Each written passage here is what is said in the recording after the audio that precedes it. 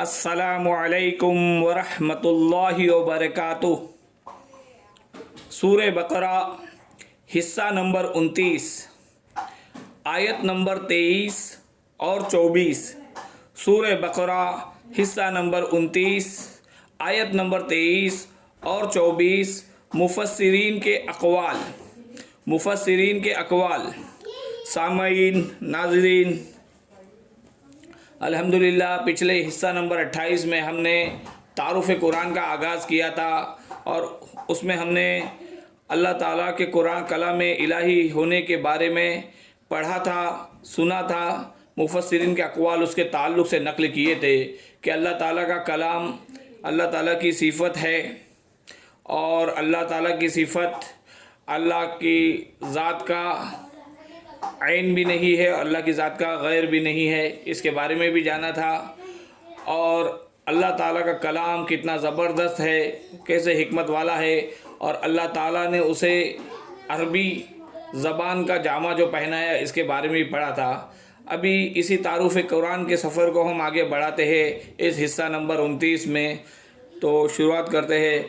جس میں ہم مفسرین کے اقوال نقل کریں گے ان دونوں آیات کے تعلق سے، یعنی کہ آیت نمبر 23 اور 24 سے کے تعلق سے۔ اعوذ باللہ من الشیطان الرجیم، بسم اللہ الرحمن الرحیم۔ وَإِن كُنتُمْ فِي رَيْبٍ مِّمَّا نَزَّلْنَا عَلَىٰ عَبْدِنَا فَأْتُوا بِسُورَةٍ مِّن مِّثْلِهِ وَادْعُوا شُهَدَاءَكُم من دون اللہ ان کنتم صادقین فَإِن لَّمْ تَفْعَلُوا وَلَن تَفْعَلُوا فَاتَّقُوا النَّارَ الَّتِي وَقُودُهَا النَّاسُ وَالْحِجَارَةُ أُعِدَّتْ لِلْكَافِرِينَ۔ صدق اللہ العظیم۔ ہم نے جو کچھ اپنے بندے پر اتارا ہے اس میں اگر تمہیں شک ہو اور تم سچے ہو تو تم اس جیسی ایک صورت تو بنا لاؤ، اور تمہیں اختیار ہے کہ تم اللہ کے سوا اپنے مددگاروں کو بھی بلا لو، پس اگر تم نے نہ کیا اور تم ہرگز کر نہیں سکتے، اس لیے اس قرآن کو سچا مان کر اس آگ سے بچو جس کا ایندھن انسان اور پتھر ہے، جو کافروں کے لیے تیار کی گئی۔ مفسرین کے اقوال، ان دونوں آیت کے تعلق سے اب مفسرین کے اقوال پڑھے جائیں گے۔ سماعت فرمائیے سامعین کہ اصل میں قرآن مجید کے 3 مقامات سے معلوم ہوتا ہے کہ اصل قرآن اللہ کے پاس ہے، اور ہمارے پاس جو قرآن ہے وہ مصحف ہے، جسے ہم مصحف حضرت عثمان رضی اللہ تعالی عنہ بھی کہتے ہیں۔ یہ اس قرآن کی مصدقہ نقل ہے۔ تو اصل قرآن کہاں ہے؟ تو ایک جگہ اللہ تبارک و تعالی نے فرمایا، پارے نمبر 30 سورہ نمبر 85 سورہ بروج کی آیت نمبر 21 اور 22 میں اللہ تبارک و تعالیٰ نے فرمایا کہ بل هو قرآن مجید فی لوح محفوظ، بلکہ یہ قرآن عظیم الشان ہے، لوح محفوظ میں لکھا ہوا ہے۔ اللہ تبارک و تعالیٰ نے پارے نمبر 25 سورت نمبر 43 سورہ زخرف کی آیت نمبر 4 میں فرمایا، وَإِنَّهُ فِي أُمِّ الْكِتَابِ عَرَبِيًّا لَعَلَّكُمْ تَعْقِلُونَ، حقیقت میں تو یہ ام الکتاب میں ہے جو ہمارے پاس ہے، علیم ہے یعنی کہ بہت بلند ہے، اور حکیم ہے یعنی کہ بڑی حکمت والا ہے، محکم ہے، مضبوط ہے۔ جان لو کہ حکیم کے 2 معنی آتے ہیں، استحکام ہونا یعنی کہ کسی چیز کا، کسی شے کا پختہ ہو جانا اور مضبوط ہو جانا، اور عقل کی پختگی حکمت ہے، دانائی ہے۔ ان سب باتوں کے اعتبار سے نوٹ کر لیجئے کہ اصل قرآن لوح محفوظ میں ہے، اصل قرآن کہاں ہے؟ ام الکتاب میں ہے۔ اسی کو ایک مقام پر پارے نمبر 30 سورت نمبر 80 سورہ عبس میں آیت نمبر 13 سے 16 میں کہا گیا فی صحف مکرمہ مرفوعۃ مطہرہ، فی صحف مکرمہ مرفوعۃ مطہرہ۔ یہ اصل قرآن تو بڑے صحیفوں میں ہے، ان صفحات میں ہے اور ان اوراق میں ہے جس کی شان مکرمہ ہے، یعنی کہ جس کی انتہائی تعظیم کی جائے، مطہرہ ہے یعنی کہ نہایت پاک ہے۔ صحیفے مرفوعتن یعنی کہ بلند و بالا ہے۔ آگے اللہ نے فرمایا بِأَيْدِي سَفَرَةٍ كِرَامٍ بَرَرَةٍ، بِأَيْدِي سَفَرَةٍ كِرَامٍ بَرَرَةٍ، ان فرشتوں کے ہاتھوں میں ہے جو بہت باعزت ہے، بہت اونچے درجے کے ہے، ان فرشتوں کے ہاتھوں میں ہے، ان کی تحویل میں ہے۔ اب اسی کو بیان کیا ہے پارے نمبر 27 سورت نمبر 56 سورہ واقعہ کی آیت نمبر 75 میں فلا اقسم بمواقع النجوم، فلا اقسم بمواقع النجوم، نہیں میں قسم کھاتا ہوں ستاروں کے ڈوبنے کی جگہ۔ اسی طرح سورہ واقعہ کی آیت نمبر 76 میں آیا ہے وَإِنَّهُ لَقَسَمٌ لَّوْ تَعْلَمُونَ عَظِيمٌ، وَإِنَّهُ لَقَسَمٌ لَّوْ تَعْلَمُونَ عَظِيمٌ، اور اگر تم جان سکتے کہ بہت بڑی قسم ہے جو ہم نے کھائی ہے، جو بہت بڑی گواہی ہے جو ہم نے پیش کی ہے۔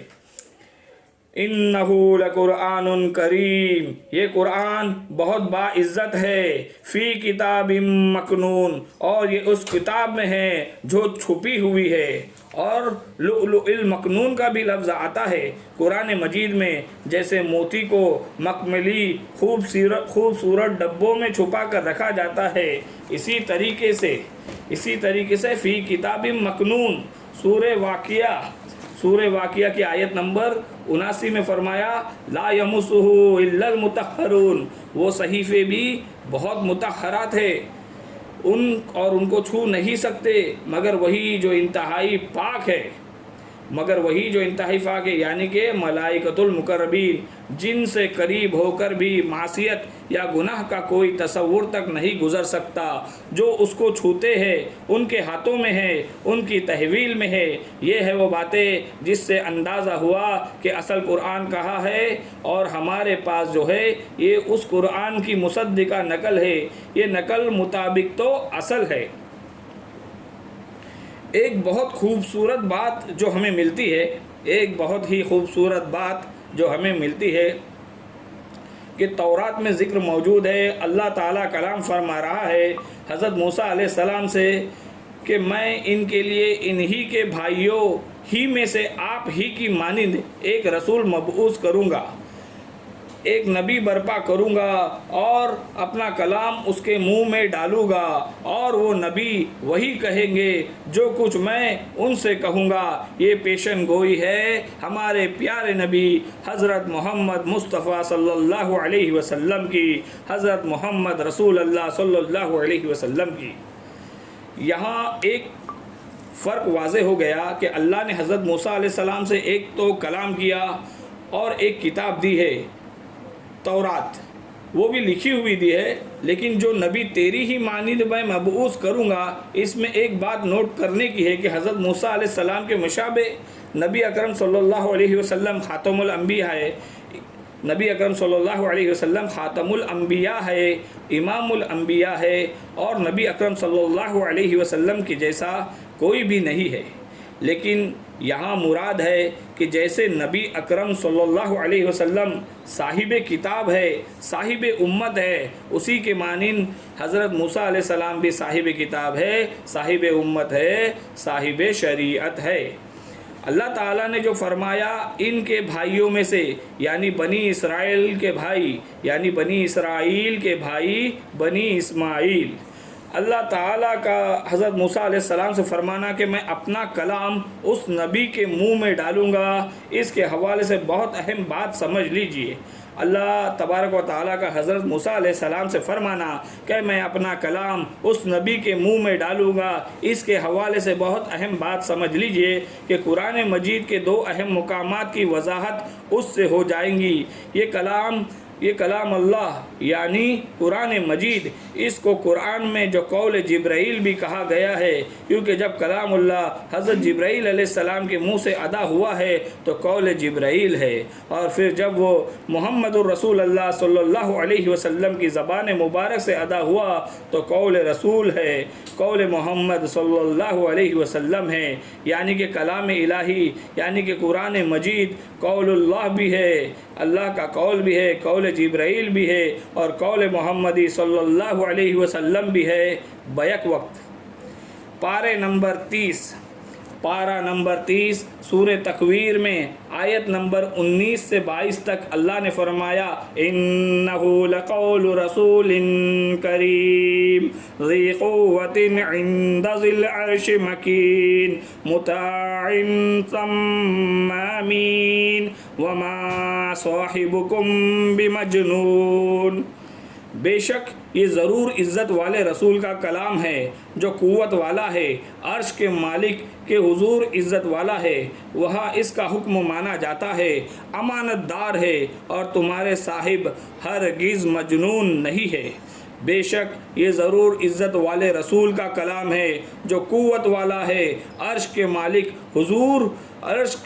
کے حضور عزت والا ہے، وہاں اس کا حکم مانا جاتا ہے، امانت دار ہے، اور تمہارے صاحب ہرگز مجنون نہیں۔ یہاں پر قول جبرائیل کا ذکر ہو رہا ہے کہ محمد صلی اللہ علیہ وسلم تک تو اس قرآن کو لانے والا تو وہ بلند پائے کا فرشتہ ہے، یہ کوئی شیطان کا قول نہیں ہے، کیونکہ مکہ والوں نے کہا تھا کہ ہو سکتا ہے کہ ہمارے پیارے نبی حضرت محمد صلی اللہ علیہ وسلم پر کوئی بد روح آ گئی ہو، اس بد روح نے کوئی الٹی سیدھی بات سکھا دی ہو۔ یہ رسول کریم صلی اللہ علیہ وسلم سے مراد حضرت جبرائیل علیہ السلام ہے کہ رسول کریم ہے، بڑی قوت والے ہیں، ان کا بڑا اونچا مقام اور مرتبہ ہے عرش والے کے قریب۔ وہ جبرائیل علیہ السلام فرشتوں کے مطاع ہے، یعنی کہ دوسرے فرشتے ان کی اطاعت کرتے ہیں، فرشتوں کے سردار ہے، اور ساتھ ہی پورے امین ہے۔ اور پھر اس کے بعد آگے جا کر اسی سورہ تکویر کی آیت نمبر 25 میں فرمایا وما هو بقول شیطان الرجیم وما هو بقول شیطان الرجیم۔ یہ شیطان رجیم کا قول نہیں ہے، یہ شیطان رجیم کا قول نہیں ہے۔ سورہ تکویر میں قرآن کو حضرت جبرائیل علیہ السلام کا قول کہا گیا ہے، سورہ تکویر میں قرآن کو حضرت جبرائیل علیہ السلام کا قول کہا گیا ہے، لیکن پارے نمبر 29 سورت نمبر 69 سورہ الحاقہ کی آیت نمبر 40 سے 43 میں فرمایا کہ اِنَّهُ لَقَوْلُ رَسُولٍ كَرِيمٍ وَمَا هُوَ بِقَوْلِ شَاعِرٍ قَلِيلًا مَا تُؤْمِنُونَ وَلَا بِقَوْلِ كَاهِنٍ قَلِيلًا مَا تَذَكَّرُونَ تنزیل من رب العالمین۔ اِنَّهُ لَقَوْلُ رَسُولٍ کریم، بے شک یہ قرآن ایک معزز رسول سے باتیں ہے، وَمَا هُوَ بِقَوْلِ شَاعِرٍ قَلِيلًا مَا تُؤْمِنُونَ، اور وہ کسی شاعر کی بات نہیں ہے، تم بہت کم یقین رکھتے ہو، وَلَا بِقَوْلِ كَاهِنٍ قَلِيلًا مَا تَذَكَّرُونَ، اور نہ کسی کاہن کی بات ہے، تم بہت کم نصیحت مانتے ہو۔ یہ تنزیل من رب العالمین، یہ قرآن سارے جہانوں کے رب کی طرف سے اتارا ہوا ہے، یہ قرآن سارے جہانوں کے رب کی طرف سے اتارا ہوا ہے۔ یہاں رسول کریم سے مراد رسول اللہ صلی اللہ علیہ وسلم حضرت محمد صلی اللہ علیہ وسلم ہیں، کہ کہا جا رہا ہے کہ یہ کسی شاعر کا قول نہیں ہے اور یہ کسی کاہن کا بھی قول نہیں ہے۔ تو سمجھ لو کہ قرآن مجید کلام اللہ ہے، پھر وہ قول جبرائیل بنا تو حضرت جبرائیل علیہ السلام نے آ کر حضرت محمد صلی اللہ علیہ وسلم کو سنایا، تو پھر وہ قول محمد صلی اللہ علیہ وسلم بنا، اور جب حضرت محمد صلی اللہ علیہ وسلم کی زبان مبارک سے اہل عرب نے سنا، اور پھر یہ بات پھیلتی چلی گئی۔ کلام الہی کلام الہی کی 3 صورتیں ہیں جو پارے نمبر 25 میں، سورت نمبر 42 میں، سورہ شعراء کی آیت نمبر 51 میں بیان ہوئی ہے کہ اللہ تعالیٰ نے فرمایا وَمَا كَانَ لِبَشَرٍ أَن يُكَلِّمَ اللَّهُ وَمَا كَانَ لِبَشَرٍ أَن يُكَلِّمَ اللَّهُ، کسی بشر، کسی انسان کی یہ حیثیت نہیں کہ اللہ اس سے کلام کرے۔ یہ نہیں کہا کہ اللہ کے لیے ممکن نہیں ہے، نہیں، اللہ کے لیے تو ہر شے ممکن ہے، لیکن کسی بشر کا یہ مقام نہیں ہے کہ اللہ اس سے کلام کرے۔ اب یہاں کلام کی 3 شکلیں ہیں، یا براہ راست اللہ وحی کرتا ہے، یا براہ راست اللہ وحی کرتا ہے، اسی کا نام الہام، اللہ کی طرف سے دل میں آئی ہوئی بات ہے، اس کا نام تحدیث کہنا، یعنی کہ بات کہنا، خبر کرنا ہے۔ یہ غیر نبی کے ساتھ بھی ہوتا ہے، جیسے کہ ایک حدیث پاک کے مفہوم میں آتا ہے کہ نبی اکرم صلی اللہ علیہ وسلم نے فرمایا کہ ہر نبی کی امت میں محدث ہوتے ہیں جن سے اللہ تعالیٰ کلام کرتا ہے، اور میری امت کا محدث حضرت عمر رضی اللہ تعالیٰ عنہ ہے۔ نبی اکرم صلی اللہ علیہ وسلم نے فرمایا کہ ہر نبی کی امت میں محدث ہوتے تھے جن سے اللہ تعالیٰ کلام کرتا تھا، اور میری امت کا محدث حضرت عمر رضی اللہ تعالیٰ عنہ ہے۔ غور سے سمجھیے، محدث فرمایا ہے، محدث نہیں کہا۔ اس حدیث کے الفاظوں کو غور سے سنیے کہ محدث فرمایا، محدث نہیں کہا، محدث فرمایا، محدث نہیں کہا۔ محدث کے معنی ہے علم حدیث کا ماہر۔ حضرت امام بخاری رحمۃ اللہ علیہ محدث ہے، حضرت امام مسلم رحمۃ اللہ علیہ محدث ہے، لیکن یہاں پر حضرت عمر فاروق رضی اللہ تعالیٰ عنہ کے بارے میں نبی اکرم صلی اللہ علیہ وسلم محدث کہا، تحدیث سے مفعول بنا، یعنی کہ وہ جس سے بات کی جاتی ہے، یعنی کہ اللہ بات کرتا ہے، اللہ دل میں ڈال دیتا ہے، القا ہو جاتا ہے۔ دوسری شکل اللہ کے ساتھ کلام کی، حجاب میں رہتے ہوئے، یعنی کہ پردہ تھا، دیکھ نہیں سکتے تھے۔ یہ ہمارے علم کی حد تک صرف حضرت موسیٰ علیہ السلام کی شان میں ہوا ہے۔ دوسری شکل اللہ کے ساتھ کلام کی، حجاب میں رہتے ہوئے، یعنی کہ پردہ تھا، دیکھ نہیں سکتے تھے، یہ ہمارے علم کی حد تک صرف حضرت موسیٰ علیہ السلام کی شان میں ہوا ہے۔ جیسے کہ ایک جگہ فرمایا حضرت موسیٰ علیہ السلام کے ساتھ اللہ نے کلام کیا جیسے کہ کلام کیا جاتا ہے، لیکن یہ جو کلام ہے ہمارے علم کی حد تک براہ راست حضور صلی اللہ علیہ وسلم سے ہوا ہے معراج کی شب میں، لیکن 7ویں آسمان پر، اور اس دنیا میں ہمارے علم کی حد تک یہ کلام براہ راست حجاب میں رہتے ہوئے صرف حضرت موسیٰ علیہ السلام کے ساتھ ہوا ہے۔ اور تیسری صورت اللہ کے کلام کی یہ ہے کہ اللہ کسی پیغمبر کو بھیجتا ہے جو وہی، اور تیسری صورت اللہ کے کلام کی یہ ہے کہ اللہ کسی پیغمبر کو بھیجتا ہے جو وہی کرتا ہے جو اللہ چاہتا ہے۔ یہ تیسری شکل وہی کی ہے۔ قرآن مجید بھی اس تیسری شکل میں اترا ہے جو ہمارے پیارے نبی اکرم صلی اللہ علیہ وسلم پر نازل ہوا ہے۔ حضور صلی اللہ علیہ وسلم کو جو الہام ہوتے تھے، جو نبی اکرم صلی اللہ علیہ وسلم کو القا ہو جاتا تھا، جو آپ صلی اللہ علیہ وسلم کے دل میں براہ راست اللہ کی طرف سے وحی آتی تھی، وہ قرآن میں شامل نہیں ہے۔ اگرچہ نبی اکرم صلی اللہ علیہ وسلم کے خواب بھی سچے ہوتے تھے، وہ بھی اللہ کی طرف سے ہوتے تھے، لیکن یہ بھی قرآن میں شامل نہیں ہے۔ قرآن میں شامل ہے تیسری قسم کی وحی، جیسے کہ فرمایا پھر ہم بھیجتے ہیں پیغمبر کو فرشتوں میں سے۔ ایک جگہ فرمایا کہ اللہ چن لیتا ہے فرشتوں میں بھی اپنا پیغمبر اور انسانوں میں سے بھی، تو فرشتوں میں سے ایک فرشتہ اللہ سے اللہ کا پیغام لے لیتا ہے، اللہ کا قول لے لیتا ہے، اور اب وہ انسانوں میں سے رسول انسان تک پہنچا دیتا ہے۔ اب وہ رسول انسان بشر اپنے ہم نو جنس لوگوں کو اللہ کا پیغام، اللہ کا قول پہنچا دیتا ہے۔ پھر اسی کے بارے میں فرمایا کہ ایک جگہ فرمایا کہ پھر انسانوں کا رسول وہی کرتا ہے اللہ کے حکم سے جو اللہ چاہتا ہے۔ الحمدللہ الحمدللہ، اللہ تبارک و تعالیٰ کے فضل و کرم سے ہمارا 29واں حصہ بھی مکمل ہونے جا رہا ہے، اور انشاءاللہ اگلے حصے نمبر 30 میں بھی تعارف قرآن کا موضوع جاری رہیں گا۔ ہم قرآن کا تعارف کرانے کی کوشش کریں گے جتنا ہمارے بس میں ہے۔ ہم قرآن کا انٹروڈکشن کرائیں گے جتنا ہمارے بس میں ہے۔ قرآن کو جاننا، قرآن کے تعارف کو جاننا، قرآن کے حقوق کو جاننا، قرآن کی خصوصیات کو جاننا میرے بھائیوں اور بہنوں بہت ضروری ہے۔ جہاں بھی تمہیں ذرائع حاصل ہو، جو بھی معتبر شخصیت ملے، اس سے قرآن کے ذرائع کو، قرآن کے حقوق کو، قرآن کے تعارف کو، قرآن کی ایک ایک بات کو جانیے کہ ایک محبوب نے اپنے محبوبہ کے بارے میں کہا تھا کہ تمہاری ہر بات میرے لیے خاص ہے۔ اسی طرح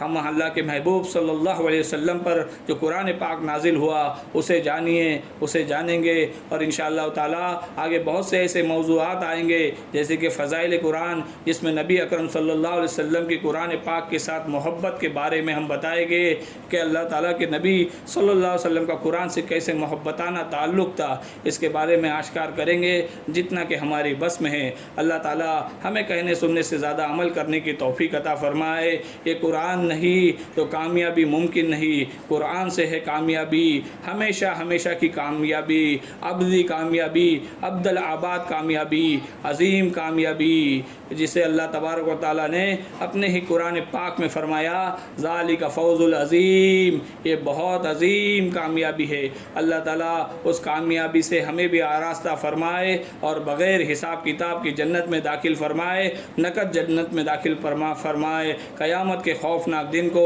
ہمارے لیے خوبصورت دن بنائے، اور ہمارے اعمال کو قیامت تک بڑھاتا رہے، ہمارے نام اعمال کو نیکیوں سے بڑھ دے۔ آمین آمین آمین ثم آمین، وآخر الدعوانا ان الحمد للہ رب العالمین۔ السلام علیکم ورحمۃ اللہ وبرکاتہ۔